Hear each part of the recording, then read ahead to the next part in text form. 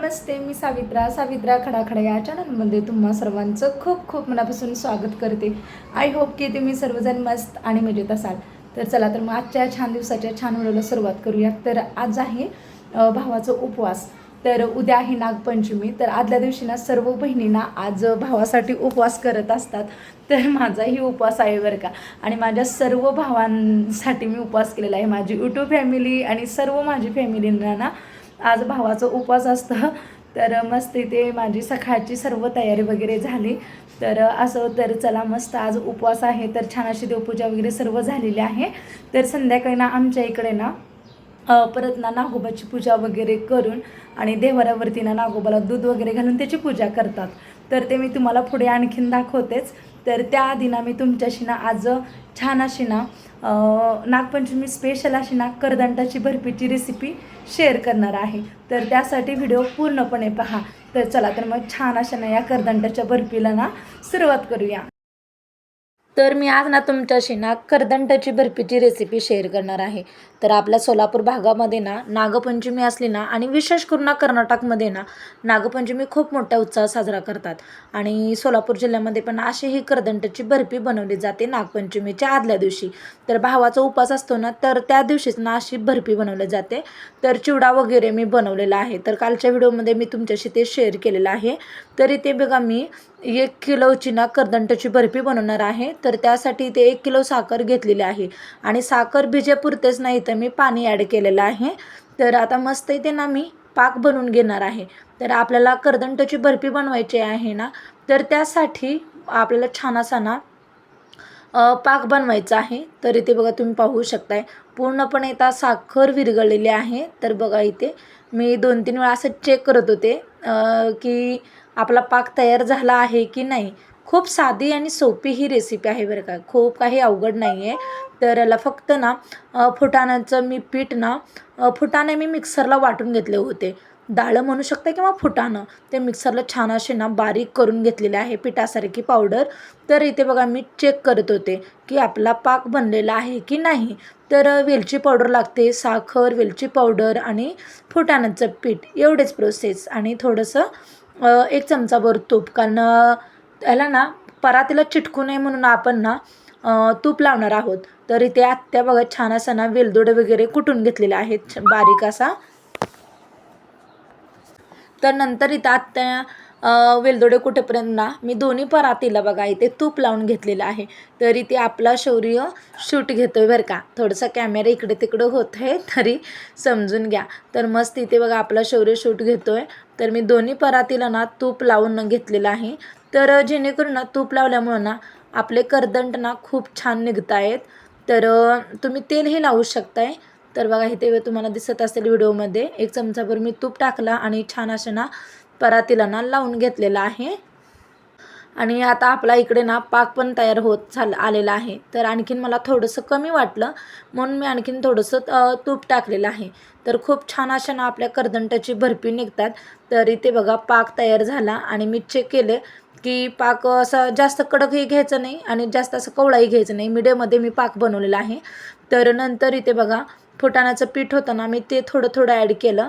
कारण 1 किलो फुटाणं आहे त्याचं पीठ बनवलेलं होतं. तरी त्यात त्या छान असं ना त्याला घोटून घेत आहेत. तर मी वरून ना पीठ ॲड करत होते आणि नंतर बघा पीठ छान असं मिक्स करून झालं ना पाकामध्ये मुरल्यानंतर की असं परातत वतून ना त्याला असं मस्तपैकी असं बडवून घ्यायचं. म्हणजे जेणेकरून ना एकसारखं ना आपल्या वड्या बनतील किंवा बर्फी बनतील. तर इथे बघा 2 परातीत इथे ना ते ट्रान्सफर करून घेतलेलं आहे. तर आपल्याला जास्त काय असं ना जाड आणि मोठमोठ्या वड्या बनवायच्या नाहीत. थोड्याशा मीडियममध्येच आम्ही याच्या बर्फ्या बनवणार आहे करदंटाची.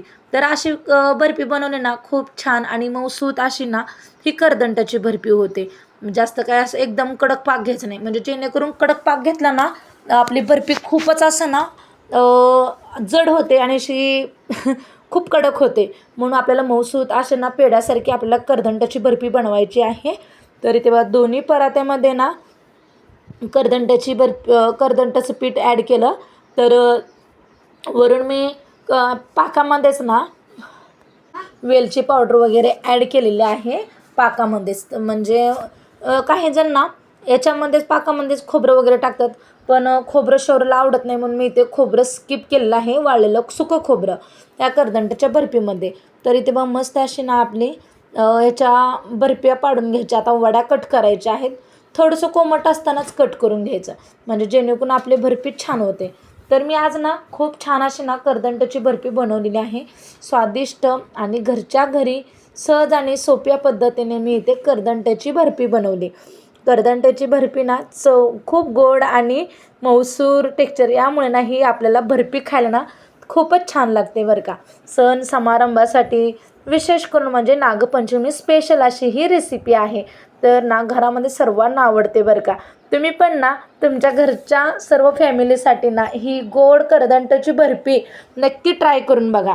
आणि इथे बघा तुम्ही पाहू शकताय, इथे ना बर्फ्या सर्व काढून घेतलेल्या आहेत. तर तिथून पाहू शकताय, तर दोन्ही परातीतल्या मी छान अशी करदंटाची बर्फी वडी पाडलेली होती. तर इथे बघा थोडंसं आणखीन कोमट आहे, की थंड झाल्यानंतर खूप छान लागतील. तर परत ना संध्याकाळी बघा इथे आम्ही आज भावाचा उपवास असतो, तर नागोबाची पूजा करायची असते, वारुळालाही जायचं असतं.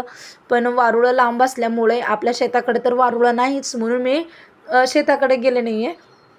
तर घरीच ना छान अशी ना नागोबाची मूर्ती आहे, तिथेच ना आम्ही दूध वगैरे अर्पण करून छान म्हणजे दूध लाह्याचा वगैरे नैवेद्य दाखवून ना नागोबाची पूजा केली. आणि असे बघा आणखीन फोटो पण असतो ना, त्यालाही फोटोला वस्त्रमाळा वगैरे अर्पण करून छान इथे ना पूजा करून घेतलेली आहे. तर इथे दूध आणि लाह्याचा ना नैवेद्य वगैरे दाखवायचा असतो. आणि हे ना नागपंचमीच्या आदल्या दिवशीचा व्हिडिओ आहे, थोडासा उशिरा तुमच्याशी मी पोस्ट केलेला आहे. आणि नागपंचमीच्या दिवशी पण ना नागोबाची पूजा करतात, वारुळ्यालाही जातात, पण आदल्या दिवशी ही भावाचा उपवास असतो, दिवसभर उपवास असतो. तर त्यासाठी बघा इथे ना सर्व छान अशी पूजा वगैरे करून घेतली. तर आमच्या इकडे ना आज उपवासाच्या दिवशी संध्याकाळी मटकीची उसळ आणि हरभऱ्याची उसळ, चिवडा, करदंटाची बर्फी वगैरे खातात संध्याकाळी, ते बनवलं जातं. तर मी आणि आत्याने ते छान अशी पूजा वगैरे करून ना नमस्कार वगैरे केला.